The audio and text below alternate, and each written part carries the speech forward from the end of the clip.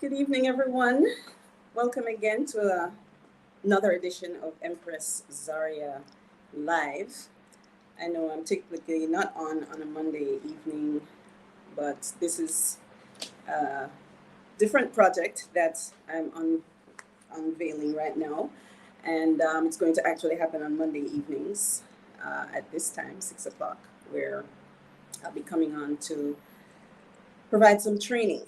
And let me give you a little bit of background on that first. Thanks again for joining me as I embark on this project that seems insurmountable. I had a conversation about it yesterday when I was sharing my concerns about the Jamaica education and what can we do about it. Um, if we think back about, when we think back to schooling, and when we go to school, most of the activities that we're doing during the day in school are focused on a lot of mental work, and there's very little time in the day for teachers to teach the other skills that students need for life. And typically, because of today's fast-paced world, parents are having a hard time just juggling the responsibilities of home and work life as well. So they're creating these gaps in deficiencies in our students, not just academically and intellectually and spiritually, but um, in terms of how their ability to critically think and solve and problem solve. There are, as well know, there are other things that can teach these skills, and typically we find those in programs, after school programs, focused programs, where young people can get together and engage in something outside of academia. Many or some of us have been involved in after school programs or youth programs that were like Boy Scouts, for example, Girl Scouts, and Boys and Girls Clubs. And those provided a safe place for young people to come and engage and learn and grow. It was an extension of the community. And so I just want us to keep in mind that when we're raising children, we kind of have to go back to that African proverb that says, it takes an entire community. So the parents are doing the best they can, and the teachers are doing the best they can, and everybody seems to be in survival mode. And as a result, we're seeing the impact on our young people. So I wanted to take some time to, coming from an educational perspective, have a discourse in which we can actually look at the issues and find a way forward to be able to address them. And I mentioned some of those things yesterday, one of which was youth organization. I specifically have been working with 4-H for several years. I was a 4-H leader in Central Florida with my children for several years, over a decade actually. And we engaged in a number of different programs in the community. We led different projects, and they were able to engage in activities and deal with situations that they otherwise would not have had they not been a part of the club. So I wanted to reintroduce 4-H to some of us who already know it, and to take another look at it again in terms of how it could help with addressing the educational deficit that we're seeing in Jamaica today. And not just Jamaica, in other parts of the world too, but we're just going to kind of focus here. So I played a little video earlier before I got on here so that people can, if you don't know, you can log on to any 4-H. You just Google 4-H and you can get a lot of information about what's going on in different parts of the world and different counties in the US, and even what's here in Jamaica. And Jamaica has some very good programs for young people, and I wanted to talk a little bit about them today, so that families, whether you're homeschooling or you just need something else for your children to do other than being on technology, to take another look at 4-H and seeing how, if not enrolling your children, you could actually be a leader as well, and see how you can re-engage and reconnect with the community through a youth program. So I have been, for the past few months or so doing some research on Jamaica 4-H, a little bit more in depth. I had a 4-H club in St. Anne a couple of years ago when when I first came back to Jamaica, and was able to get a little feel for what 4-H Jamaica was about, and what the agricultural programs were in place. And I saw that there were some things in place that would enable young people to get into the agricultural field. And I thought that was pretty exciting. So I've gone back to that same blueprint to once again, put something in place that can help to kind of rebalance everything here in Jamaica in terms of education. I wanted to share with you a few of the programs and what I understand from them, that are available for young people to participate in Jamaica. Age is and Jamaica is really a little bit more than in the States. In the States, it's from age 4 or so to 18, and in Jamaica, it's 5 to 25. And in some cases, I've seen 35. I'm not sure which one is the accurate one, but that gives room for young people who are not involved in a traditional educational structure to be able to engage in these programs. So while they are available, however, there are some barriers that I was able to identify that although they're available, the barriers, the requirements to participate are prohibitive. And so although it's advertised and it said it's available, it's not really accessible sometimes to many. And really to the young people who need it the most. So I wanted to take a little look at that as well and see how those barriers can be removed so that more young people in Jamaica can access these programs. So Jamaica 4-H, and of course, if you want to get information about 4-H, it's up online for everyone to see, and their site is now current. So it's Jamaica 4-H Clubs.org, Jamaica4HClubs.org. You can see what programs and scholarships are available for children in Jamaica to participate in. There are three areas of focus that I wanted to focus on that I think could make the greatest impact on students, and that was backyard gardens, community gardens, and school gardens. We've heard the program that Michael Manley had implemented when he was in office, the backyard garden program, and he seemed to have had a very aggressive agriculture program. And I have to do some study as to what may have happened there. But the concept of the backyard garden is a good concept for us to know how to grow our own food. And then there is also a school garden program there's school gardens in many of the schools in Jamaica. There is another deficit there as well, where in teaching agriculture, I'm not too sure what the expectations or the criteria are for teachers. A lot of times teachers have so many things to do, it's difficult to actually implement what you need to implement properly. And in terms of agriculture, it is not just a one size fits all type of thing, but there are tremendous teachable moments there. So even if a teacher started a project and for example, the plants died and all of them died, which happens to here you're doing gardening, you're gonna have that experience. It is a good teachable moment because then now the class and the teacher has to ask themselves, well, why did I lose all my crop? And then build from that. So it really creates a very good learning space if you have the time to think it through and navigate and find those teachable moments. Many times, because of where teaching is right now, it has become overwhelming for teachers to actually do that effectively and efficiently. So the school garden programs are not really functioning the way they're intended to. And so I wanted to take a look at that and how that could be corrected as well. What I have seen that is the greatest deficit in terms of the school garden program is training for teachers. And there's a disconnect between the farmers and the teachers and the students and the community. And it's not a very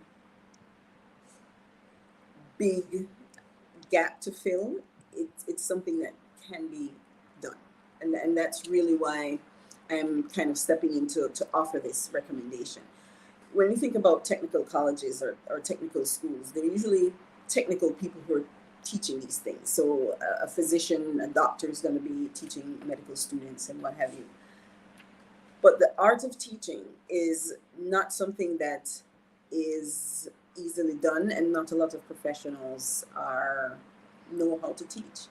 Likewise, just like doctors and computer repair specialists and plumbers have to go through a teach the teacher type of a train the trainer program so that they know how to deliver the instruction, that is also required for farmers.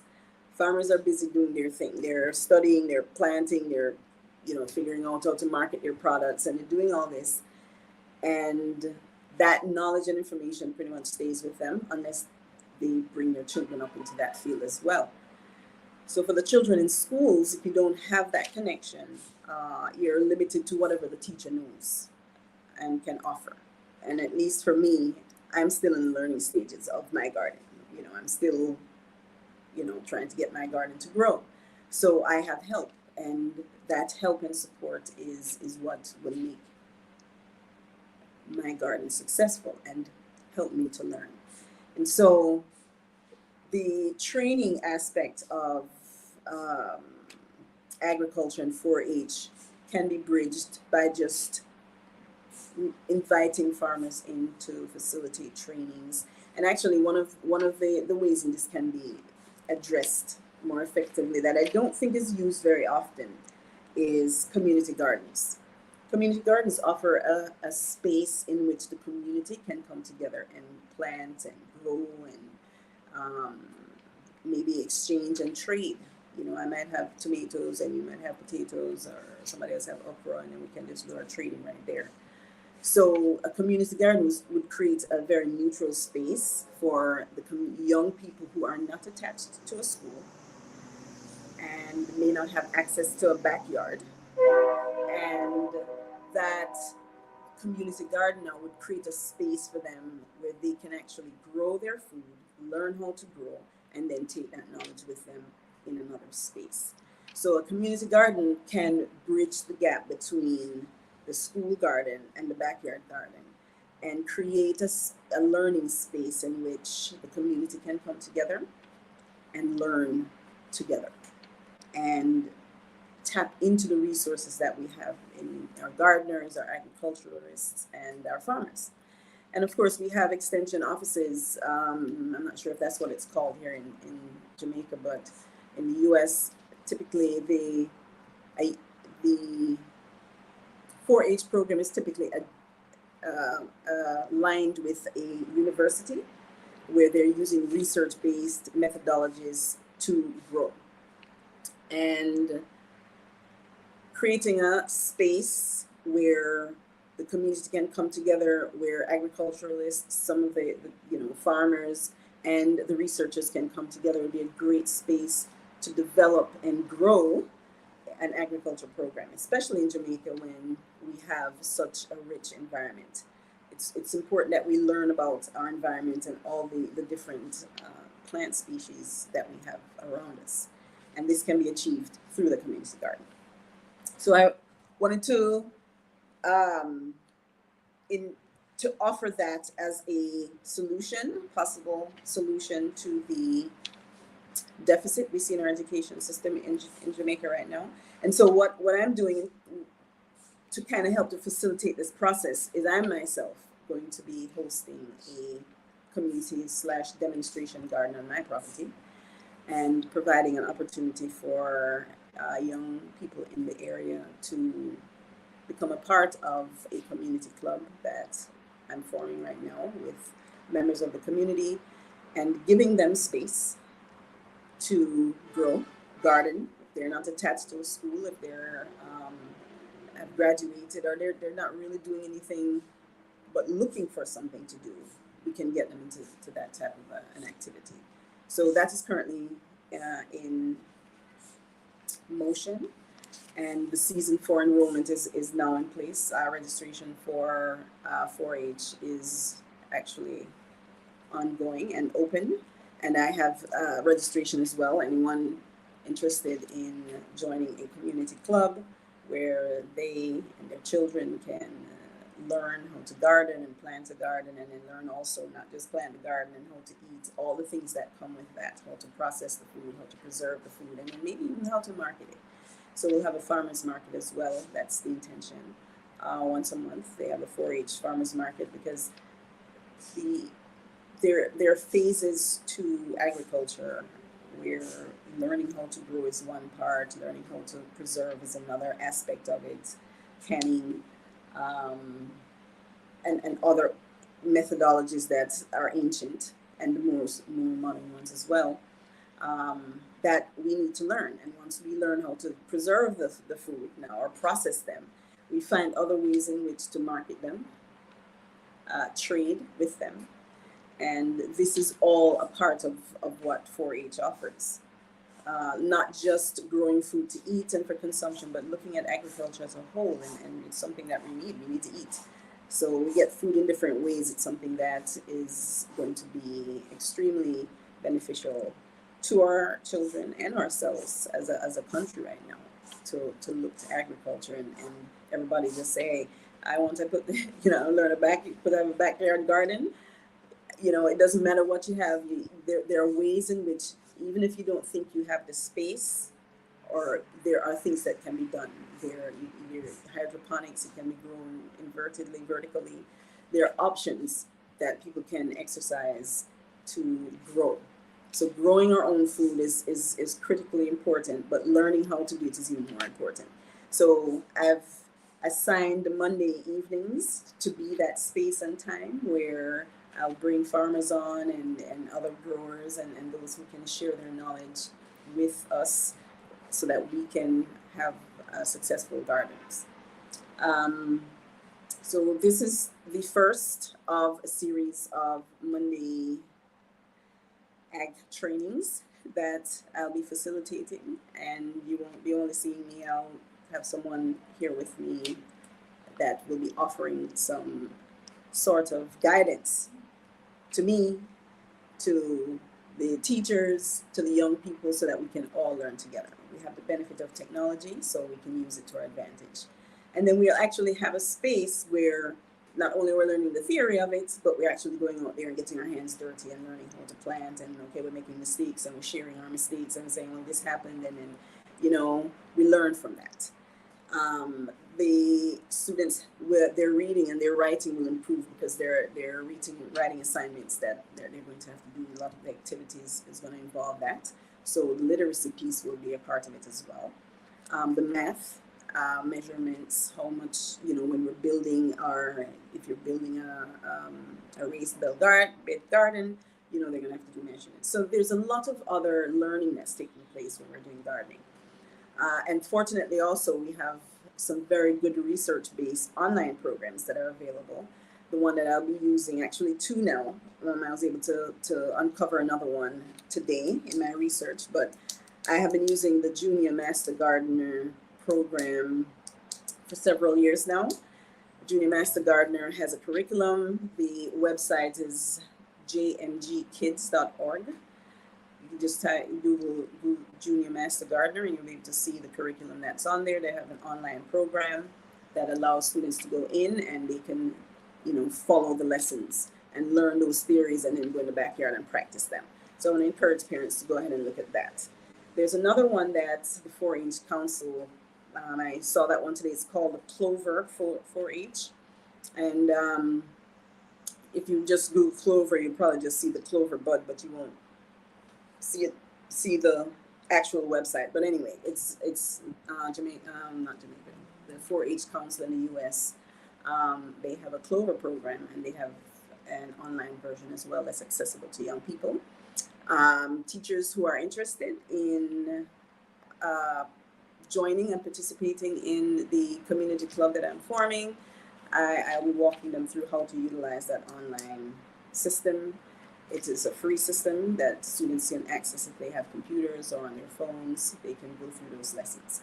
So we don't have to be limited anymore to space and time to be able to learn. They can learn at their leisure, within their leisure time. I'll allocate time online for live to be able to engage with students if they have questions, and we'll put together groups and whatever recommendations you may have to make this engaging and interesting for the young people and old people alike. You know, gardening is something that I'm kind of getting into as well. So um, Mondays I'll be here, but there are online programs that can be utilized as well if you're a parent and you're homeschooling and you want your children to participate in an agriculture program. You can utilize that website. I have registrations currently open on my website, which is empresszaria.com, EMPRESSZARIA.com. And if anyone interested can go ahead and register there, and we'll get our club formed. You don't have to reside in St. James to join the club. It will be an open club that any student or a young person in Jamaica between 5 and, it says 25 or 35, I'll confirm those numbers. And so that if they'd like to participate in one of the scholarship programs, or there's a REAP program that was just released on the Jamaica 4-H website, RYEEP to youth. It's a whole program. What is the acronym for again? A Rural Youth Economic Empowerment Program. And it has that the registration is open and it closes, I believe, October 1st. There are some, when I was looking at the registration, it looked like there's some barriers. If I were a young person and wanted to do it, I'd say, oh, I can't do it because I don't own this, or I don't have that, or don't whatever. So it becomes discouraging. But if you or you know someone who is interested in doing it and that is a barrier, then they can join the club and we'll work through those barriers to make sure that if there's a young person who's interested in joining a club, they can participate in it. They may not be in a school, but they can be a part of our community club, and then we will go through the process together to make sure that they are eligible to participate in these programs. So these are 4-H, but there are other agricultural programs through the RADA and Ministry of Agriculture that I'm sure young people can also participate in. And maybe in a subsequent meeting, I can have some of those people come on and share what those programs are about and get that information out there. A lot of times, some people don't even know these things exist, but they're there. So if you look at the Ministry of Agriculture's website, or you look at RADA, and particularly for the youth, 4-H helps to kind of bridge that gap. So the programs are there. We can engage them. And I know that it was almost like when I looked at the application and what the requirements were, I thought, you know what? You can tell sometimes when, something is put in place and then their barriers are also put in place to discourage people from participating. And I see some of that. But as a community club, we're going to work through those to make sure that the greatest number of students and young people can access these programs. It's like when people were given the right to vote. They say, okay, you can go ahead and vote, but you have to be able to read, and you have to do this and that, and this, have this kind of money and own land and all these things. So they said you could, but then they put so many other barriers in front that you couldn't access it. And I see some of those with the REAP program as well. If it's intended for unschooled young people or people who are detached, then the criteria is just a little bit too stringent. And therefore it doesn't allow for the greatest amount of participation. And that's what we want. Because as I mentioned yesterday, if we don't address the issue of unemployment among young people, we're going to see greater numbers of young people incarcerated and engaged in what we call crime, when all they're trying to do is just make some money to get some food to eat and put some clothes on their back and have a place to live. And people shouldn't really have to be doing that. And so we want to make sure that everyone has the opportunity to access the programs that are available to them and have everything they need to be successful. And what I see is missing here is we just don't have the knowledge. We don't know how to do it.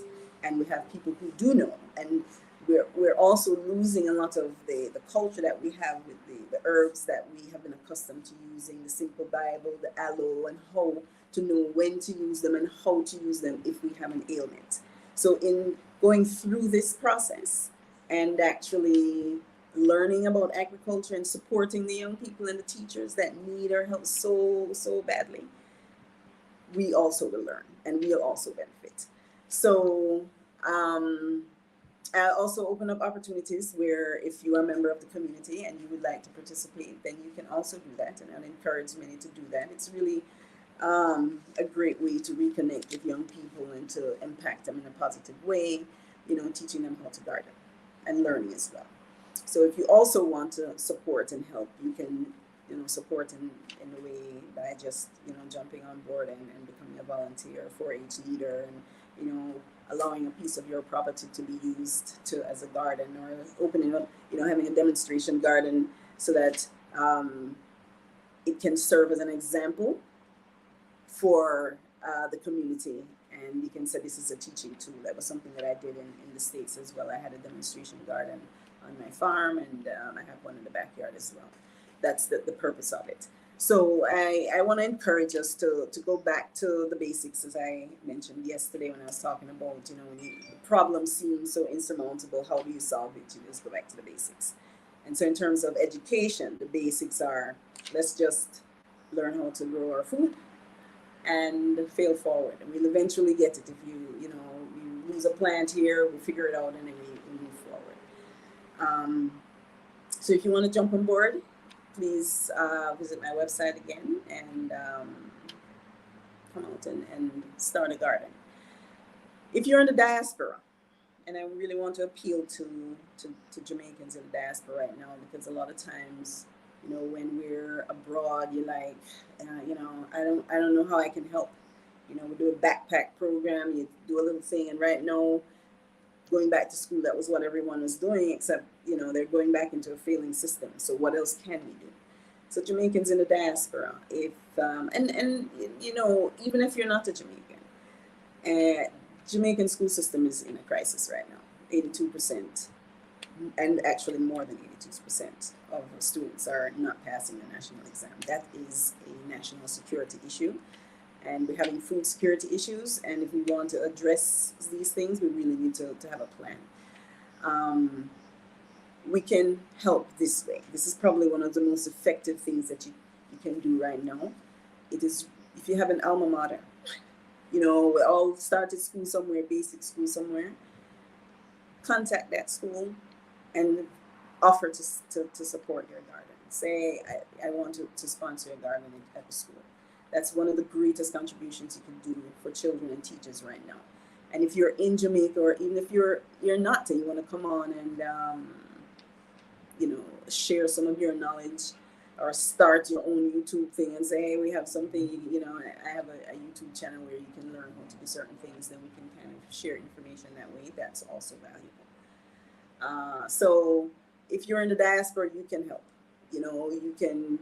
I would encourage you, like again, I say, to contact your alma mater, one of the schools or a couple of the schools if you went through, and we pay it back. We help the children, give them a helping hand coming up, and the teachers here are struggling. They're not, being paid well, and they're not being treated well, and whatever we can do to support and encourage our teachers and our students, let's go ahead and do that.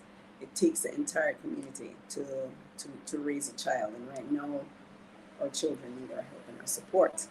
So if whatever we can do, and everybody can do a little something, I'm sure hundreds and thousands of people have gone through many of the schools in Jamaica. So if all those people were just to say, let me just send $15 a month or something back, just imagine what the school could do in terms of developing a garden that can later on take care of itself. So it's not like something you're going to be doing forever. It's something that you can set an amount of time to do, set it in place, and then the garden should eventually start to take care of itself. So it's almost like you're creating seed money, giving them seed money. It's like planting a seed. So let's plant a seed in our schools in Jamaica, and do whatever we can to support, whether it's through volunteering. There's so many things you can do. I've listed some of those things on my site as well, so that you can feel like you're contributing. And I can assure you that if we have a successful school garden program, we're going to see the crime rate in Jamaica decrease. And not only should we have gardens in school, but there's actually a garden program, a garden prison program that I was familiar with in the States. I don't know if that's something here in Jamaica as well, but you know, all the prisons that they have, start a garden there. And then so after they come out of jail, they have a skill that they can use. And even if they can't find a job, they can grow some food and they can be able to take care of themselves. So gardens, learning how to garden and grow food and all the other, I wanted the other additions. There's a term for it where added value is what I want to say. All the added value pieces creates opportunities for creating businesses, and that too is another aspect of the 4-H, at least what I'll be doing with the community club. Not only will students be learning how to farm and garden and raise their food and everything that's associated with that, but there is a stock market game program that I use to teach investing and financial education. I've used that in my after school programs, and I used it most recently in Cameroon with students there. It is an excellent platform. It's thestockmarketgame.org. It's org. Thestockmarketgame.org. That's something that teachers and parents can also register into. It's actually the stock, you know, you see the stock tickers, everything is like a platform for the stock market, and they're given like monopoly money, 100,000 monopoly dollars to invest. And then students have to identify companies they want to invest in. It's really a process that creates a lot of enlightenment for them about how the stock market works, how trading works, all these things that they're going to need to know when it starts coming to a place where now they have to start trading. They say, all right, well, I'm growing this in abundance, and what can I do with the excess? What do I do with the extras?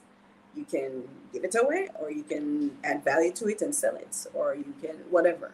But those things they'll start to learn as they go through the stock market game. So not only will the community club members have access to the the online platform to learn about the theoretical part of growing, and then the backyard garden to use to actually apply it, or the school garden or the community garden. But they're also going to be able to participate in the stock market game that will allow them to engage with each other, learn about the stock market, how do you invest, why do you invest, when do you move in, when you come out, all those aspects of it. And I'll also be having some of the financial gurus come in and guide them through that process as well. So thankfully, we have technology on our side. We've had to kind of adapt to it because of COVID, and we can use it to our advantage right now in terms of how we can support education. I, for one, have had to use the platform. It was right after coming back from China. I was in China right when COVID was jumping off, and I kind of got the hint that it was time to leave. And when I came back to the States, my students still wanted to learn.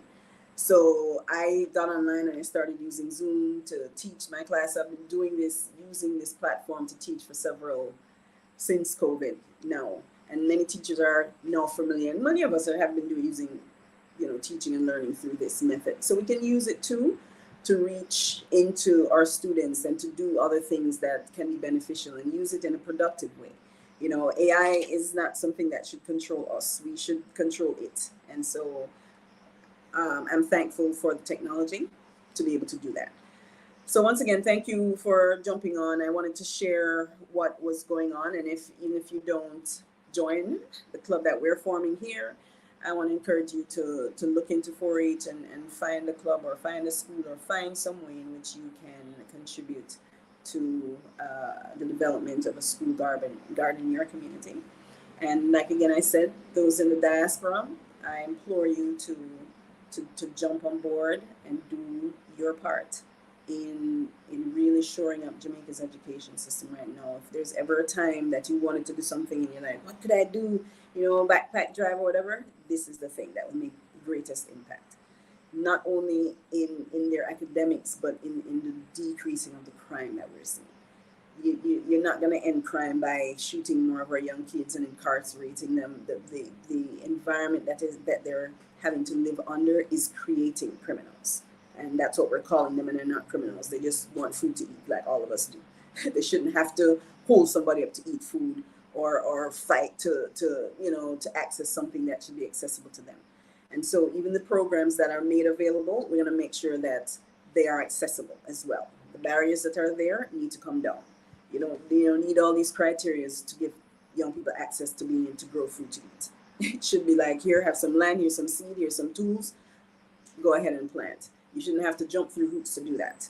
And so having a community garden, we're hoping will remove some of those barriers to accessing the programs that can help them to grow and learn and thrive and be productive citizens. So I thank you again for your time and your attention, and I hope that you will all feel some pull in your heart to, if you for nothing else, if there's nothing else you can do, you can start a garden at your former school. Your school, your teachers, that school helped to put you on the path that you are on, and we have to pay it back or pay it forward for the young people that are coming behind us. So this is the least we can do. Thank you again for your time. If you once again want to get on board, it's empresszaria.com, and I look forward to learning how to plant and have a successful garden right along with you and the students here in Jamaica. Have a great night, and I'll see you next Sunday. Take care.